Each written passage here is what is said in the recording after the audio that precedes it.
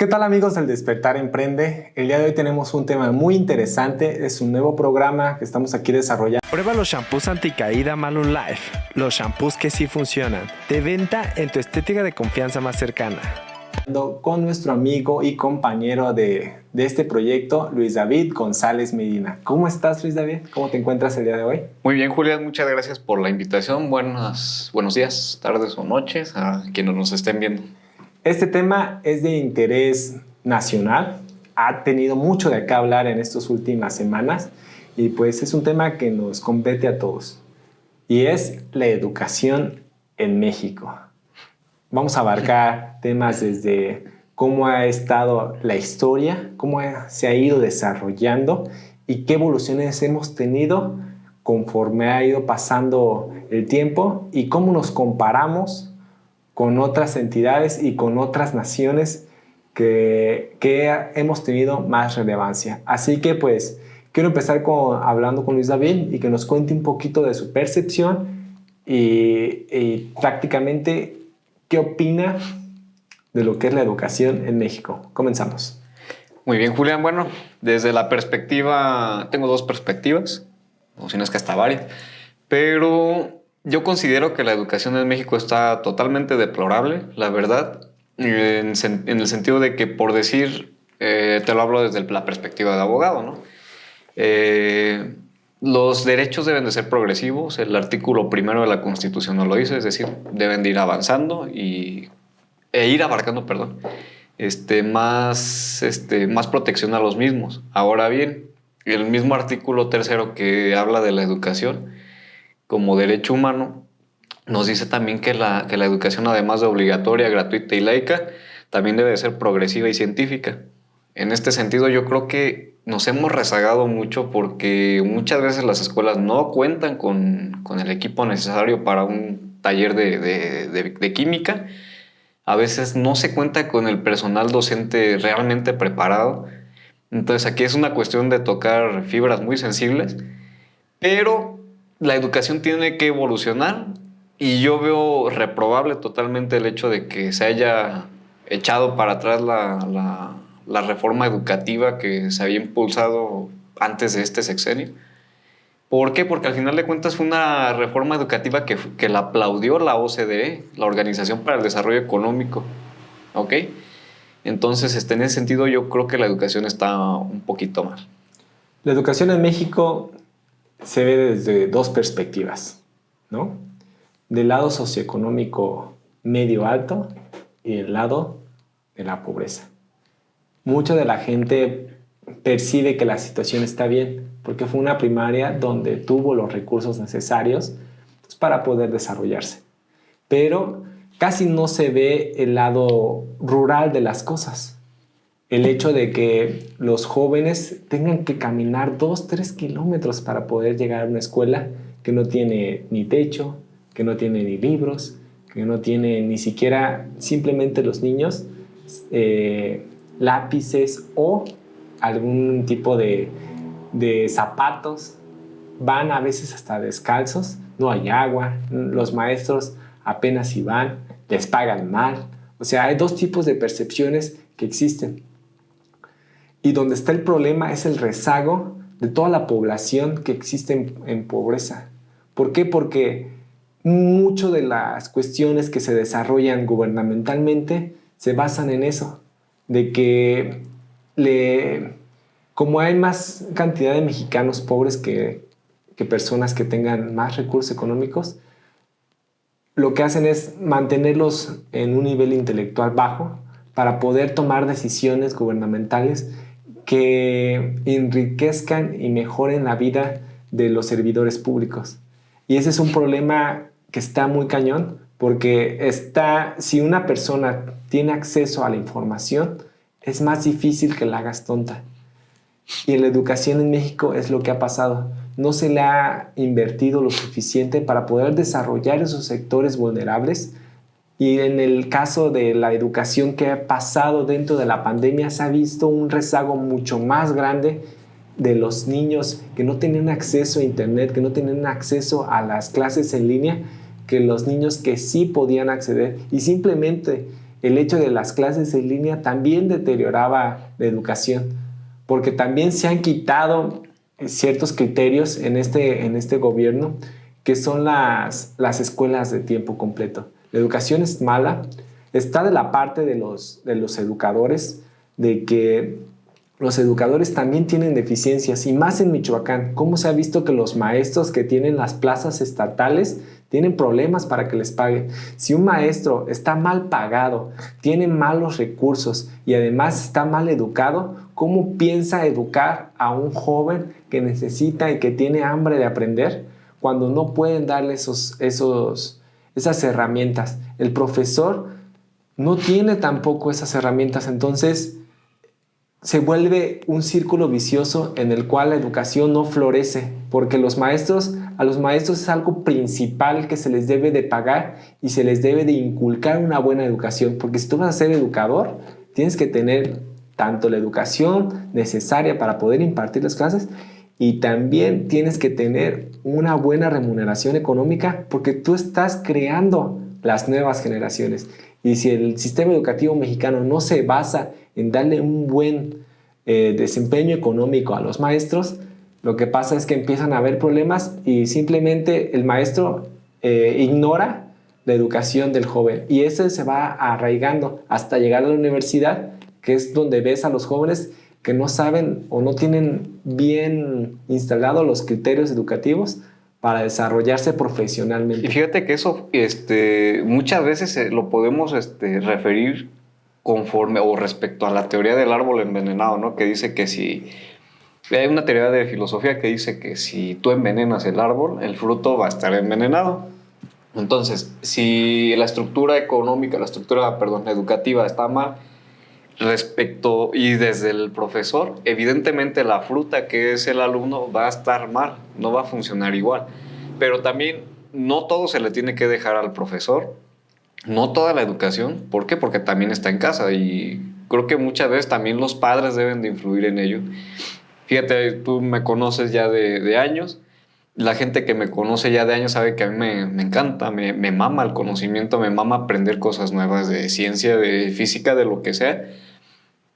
Y todo eso nació porque a mí mi padre me incentivó. Me acuerdo que él una vez me puso un documental, ahí es donde empezó toda esa hambre de conocimiento, que él me puso un documental de un chita cazando una gacela. Entonces desde ahí empecé a ver videos de animales y de todo. Entonces también tiene que ver la familia. Pero evidentemente la familia engendra lo que es principios éticos y muchas cuestiones de educación, pero la escuela es orientadora, y si ambas partes están mal, evidentemente la sociedad va para abajo. Y se vuelve cíclico porque, por ejemplo, pongámosle en contexto, tu padre fue educado, tuvo esos criterios de su papá que te los transmitió a ti. Pongámoslo en contexto con una pareja que estuvo creciendo con deficiencias familiares, que tuvo deficiencias económicas. Incluso alimentarias también. También algunas cuestiones de violencia. ¿Qué es lo que le va a transmitir a su hijo?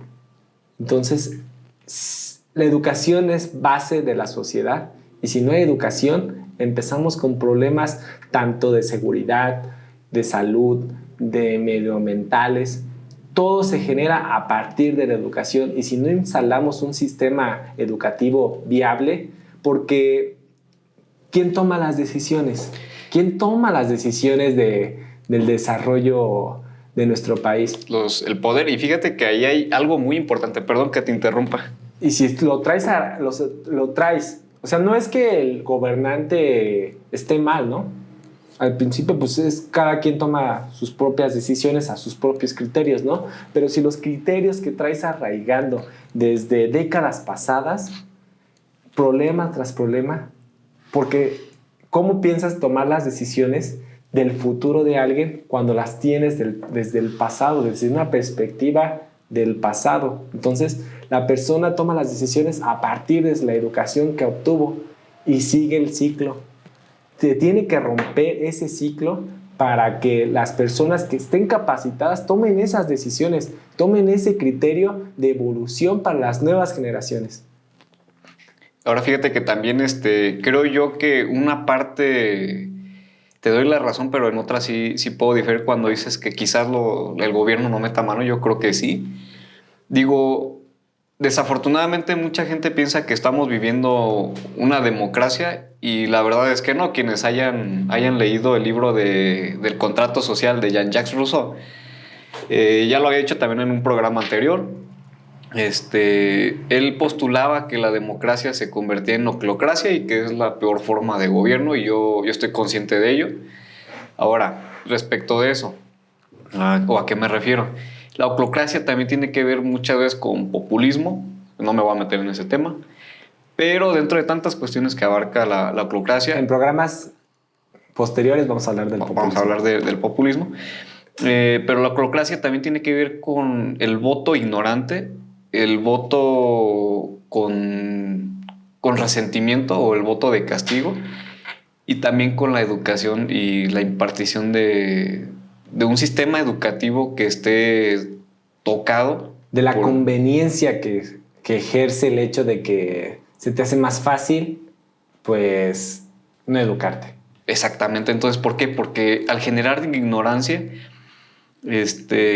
generas mantener ciertos mecanismos en su favor, o es decir, generas con la ignorancia que el mismo poder se mantenga en el poder. ¿Por qué? Porque desafortunadamente se juega con los sentimientos, se juega con una nula participación crítica de la sociedad, y eso evidentemente los hace ser más dependientes de ello, vaya. Exactamente, porque empecemos y recapitulemos esa parte. La educación surge a partir también de la economía. Si tu líder o político no fomenta la economía, si no tienes los recursos necesarios para poder desarrollarte como individuo, lo que lleva a la deficiencia es la educación. Si tu hijo, por ejemplo, tiene ganas de estudiar, tiene ganas de desarrollarse, ganas de salir adelante, pero si no tienes los recursos, empiezas a tener deficiencias en la alimentación. Una persona que no está bien alimentada no puede aprender de la misma forma que un niño que sí desayunó. Muchos niños dentro de nuestra sociedad van a la escuela sin ni siquiera un desayuno. ¿Por qué? Porque los papás tienen esas deficiencias y empiezan a tener ese conflicto. ¿Y qué es lo que pasa? Los papás dependen de la asistencia social que da el gobierno, y es ahí cuando se vuelve el ciclo, porque dependes del gobernante que te da ese apoyo gubernamental y tienes que votar para que te lo sigan dando. Entonces, ahí empieza el problema, porque a través de la educación puedes generar ciertos criterios de desarrollo humano, desarrollo financiero, que te ayuden a salir y a romper ese ciclo. ¿Por qué? Porque si no lo rompes, empieza otra vez el problema. Y tu hijo pasa con las deficiencias que tú tuviste, y el niño empieza a crecer con las mismas deficiencias, y el ciclo se repite, y el ciclo se repite, el ciclo se repite, y volvemos a tener criterios educativos. Ponemos de líderes a personas que no tienen la capacidad educativa o responsabilidad, porque simplemente les importa a uno mismo, no les importa el hecho de los demás. Si no se rompe esa cadena y no se desarrollan buenos criterios y no se toman buenas decisiones, la educación en México no va a progresar, y tenemos muchas deficiencias, porque de ahí parte todo. Parte de lo económico, parte de lo social, parte de toda la parte familiar. Si no se educa bien a los mexicanos, seguiremos siendo un país donde importan más ciertas cosas que otras. Sí, desafortunadamente también aquí juega mucho el papel de los padres, de que con tal de quitarse esa responsabilidad, muchas veces le echan la culpa, en ciertas conductas a la escuela, cuando se les olvida que son la base de la sociedad. La familia es la base de la sociedad. Ahora bien, referente a otro tema, respecto de la educación, obviamente, yo considero que al sistema educativo actual no le conviene impartir clases de filosofía. Yo defiendo mucho la filosofía desde que la empecé a leer. ¿Por qué? Porque la filosofía lo que principalmente provoca es el libre pensamiento y te hace emanciparte de ideas o sesgos. Es decir, te ayuda a pensar con crítica y con analítica, y eso evidentemente pues, es una amenaza para el poder o para el gobierno. Entonces, si se involucrara más horas de filosofía en el sistema educativo en la secundaria, obviamente con un sistema atractivo que les estimule ese interés, evidentemente incluso hasta se va a ver un reflejo en cuanto a los deseos o los índices de estudio de carreras. ¿Por qué? Porque el hecho de que tú impartas filosofía, que es una ciencia meramente social y es la madre de todas las ciencias, aunque lo nieguen, va a hacer que muchos se interesen por ser pedagogos. Se estimule la creatividad. La creatividad. Se estimule el pensamiento crítico. ¿Y qué pasa aquí con esto? Que ahorita con el sistema que tenemos, que es obsoleto, pregúntale y de 10 niños, me atrevo a hacer una aseveración, quizás 6 te digan que, 6 o 5 te digan que quieren estudiar medicina, una ciencia biológica o natural. ¿Por qué? Porque está orientado a eso. Y si metieras filosofía, ya habría más niños que posiblemente te digan, yo quiero ser maestro, yo quiero ser filósofo, quiero ser abogado. Es que lo que no se estimula, y por eso es bueno la filosofía, es el hecho del diverger de lo que está estipulado, de ver otras opciones más allá. Y si se estimula esa parte de filosofía, te hace pensar más allá, te hace pensar en otras opciones y te desarrollas de mejor manera. Exactamente, entonces creo que es un punto muy importante que deben de tener. Creo yo que el momento perfecto para involucrar filosofía vendría siendo desde la secundaria. Digo, por cuestiones de pensamiento egocéntrico y concreto que tienen los niños menores. La secundaria creo que sería buen nivel e irlo metiendo. Y poniéndolo, por ejemplo, y algo que pasaba mucho, no sé si en tu caso era lo mismo, cuando nos daban clases de cívica y ética en la secundaria. Nos lo impartió un profesor que lo hacía tedioso. Exacto. Que lo hacía tedioso, que era algo que no querías decir. Pues, hasta te aburrías de la clase. Viene cívica y ética. Pero eso, imagínate, cívica y ética.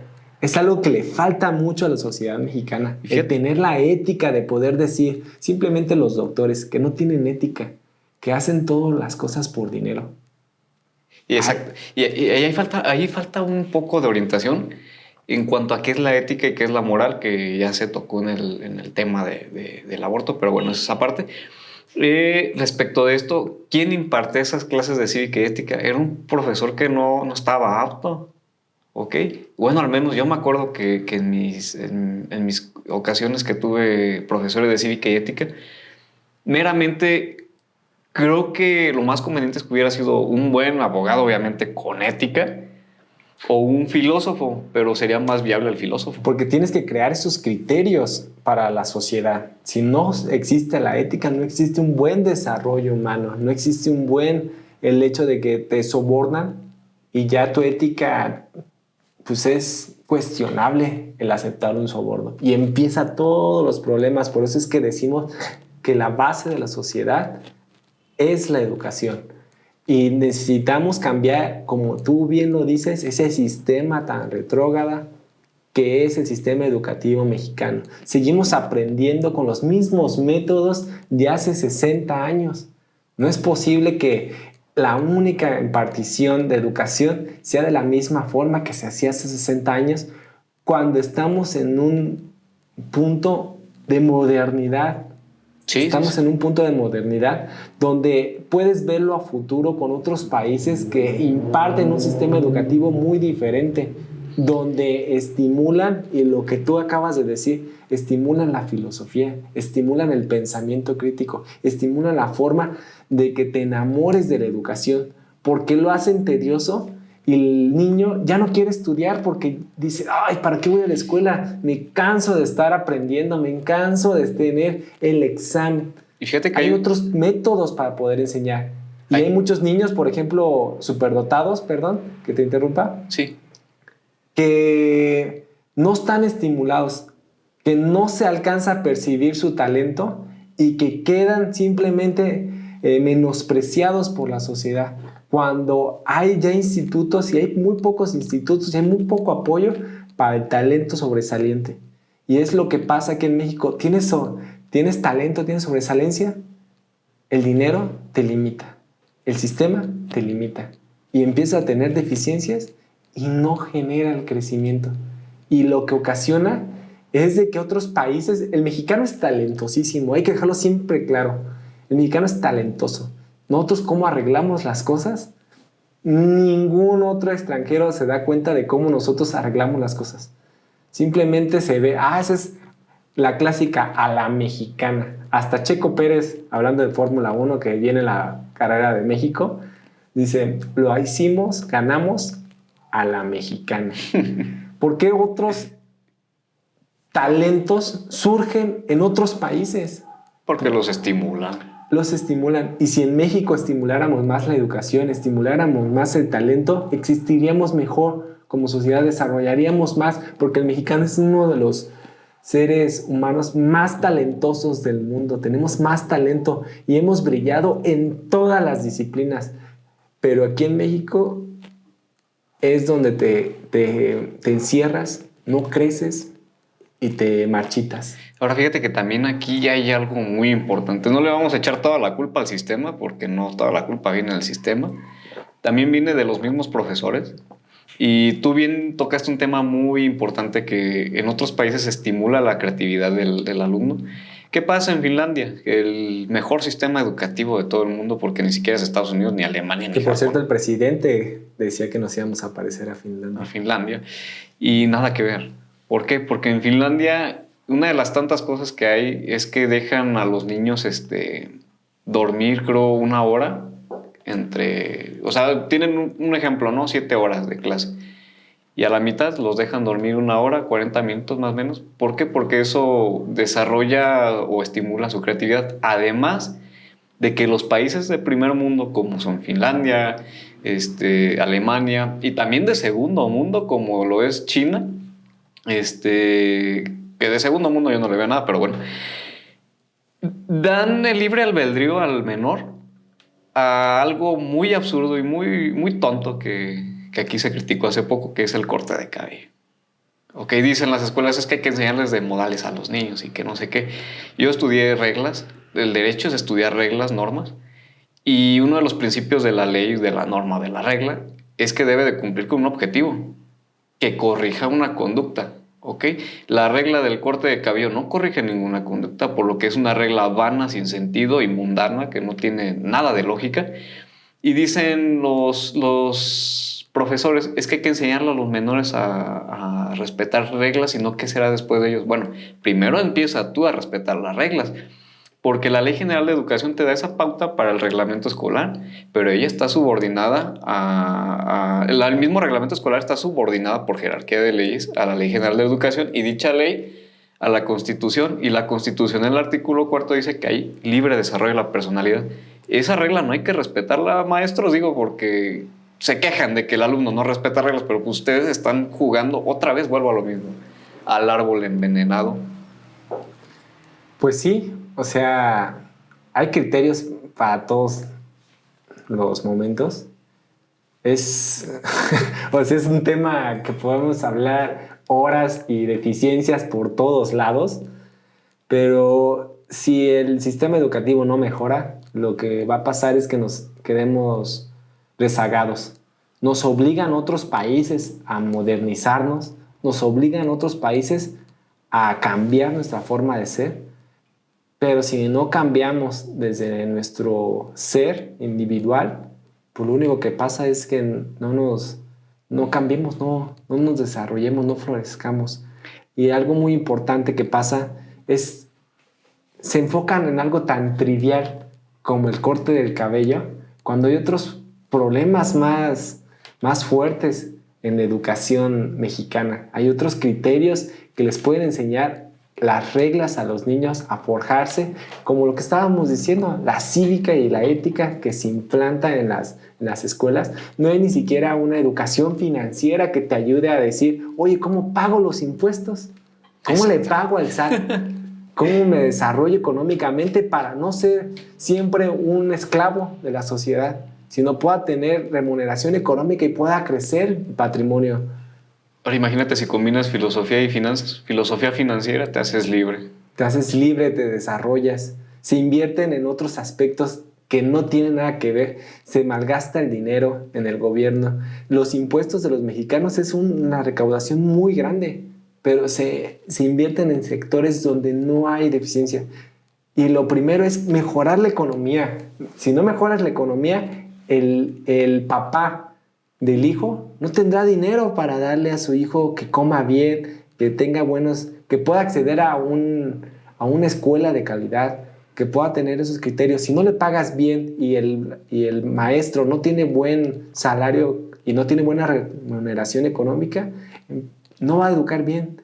Porque hasta los maestros se ha visto que no van ni comidos a dar clases. O sea, y eso cambia la psique, eso cambia la conducta del propio maestro. Es deprimente de que el sistema mexicano no se le invierta realmente a lo que de verdad deja, que es la educación, y simplemente quieren cambios. Yo lo que he visto, todos quieren cambios rápido, y viene un sexenio y todos de volada, cambio. No se invierte. Hemos visto, por ejemplo, en el fútbol, Alemania.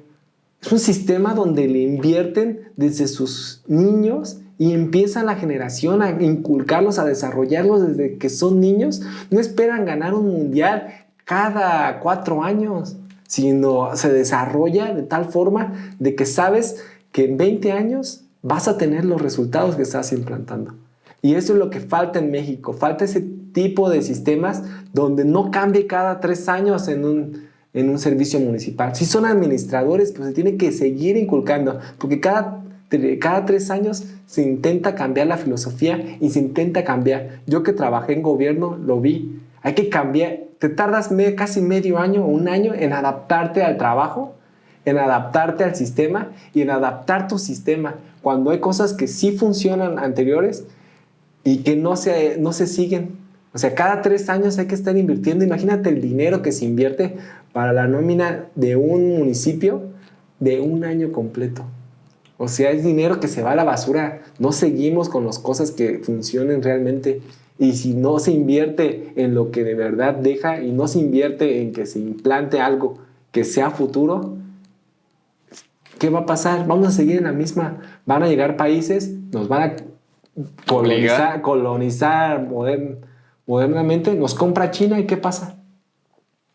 Y ya valió carajos, ahora sí que pues. Vienen países, instalan sus empresas, es prácticamente donde nos dan en la torre, porque no tenemos tecnología. Nosotros somos importadores, somos exportadores de materias primas, pero es muy difícil que seamos exportadores de productos con valor agregado. Y lo que pasa es, al no existir ese desarrollo, se nos va la fuga de cerebros, y eso es otro tema que vamos a tratar a posterior, pero que es muy importante. Sí, por el momento sí está muy complicada la situación. Creo yo que debe de haber sí una modernidad y sobre todo también, lejos de estimular el pensamiento crítico, analítico y el pensamiento filosófico en los alumnos o en los menores, estimular la lectura. Porque no voy a decir más respecto del tema, pero somos el país más ignorante del mundo y el hecho de tener elecciones de Vox Populi con esa ignorancia está de pensarse, Está la verdad. tremenda. Entonces hay que estimular ese pensamiento, decía Mahatma Gandhi, que si hay... No, mejor no, me evito decirlo mejor porque no quiero tocar fibras sensibles, pero hay que estimularlo. Pues para cerrar, la estimulación de la lectura es importante. Muchas veces te tratan de estimular forjándote a leer un tipo de lectura que no es para ti, y pues es lo que provoca es que le tengas odio a la lectura. Cuando te puedes divertir, te puedes desarrollar, te puedes entretener leyendo un libro que sea acorde a tu tipo de personalidad que eres. Y pues queremos cerrar con eso. ¿Quieres dejar algo más para este tema? Existe mucha vertiente, pero obviamente pues no las podemos tomar todas. En primera, alimenten sanamente a sus hijos. Esto estimula su cerebro, su mente. Enséñenles a ver documentales interesantes. Está Discovery Kids, o si son más grandes, Discovery no, como tal. Y la lectura. Así que pues ya lo saben, estimulen a sus hijos, denle las herramientas necesarias. Si no pueden, traten de estimular su mente para que ellos mismos puedan crear sus propios criterios, y esperemos que la sociedad mexicana se desarrolle. pues no queda más que decir y nos despedimos en una siguiente entrega, en el siguiente programa. Hasta luego. Hasta luego, que estén muy bien.